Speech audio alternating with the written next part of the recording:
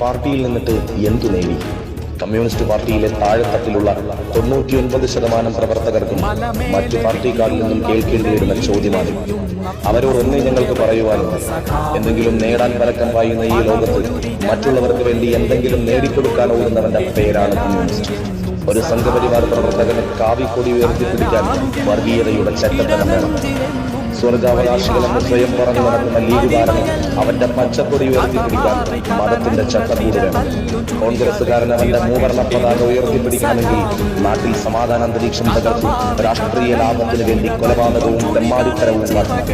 എന്നാൽ ഞങ്ങൾ കമ്മ്യൂണിസ്റ്റുകാർക്ക് ഈ ചുവന്ന ചെങ്കൊടി ഉയർത്തിപ്പിടിക്കാൻ ഒരേ ഒരു ഉറപ്പ് മതി: സഖാവ് എന്ന ഈ നാമം. അതെ, സഖാവ്. ആ വിളിയിൽ ഒരു സത്യമുണ്ട്, കൂടപ്പറപ്പിന്റെ സ്നേഹമുണ്ട്. വിശക്കുന്നവന് നീ ആഹാരം കൊടുക്കും. വിശപ്പ് മാറ്റിക്കഴിഞ്ഞാൽ അവന്റെ മുഖത്ത് വിരിയുന്ന പുഞ്ചിരിയാൽ വിശ്വാസിക്ക് ദൈവവും കമ്മ്യൂണിസ്റ്റുകാരന്റെ വിപ്ലവവും. ലാൽ സലാം, പ്രിയ സഖാക്കളെ.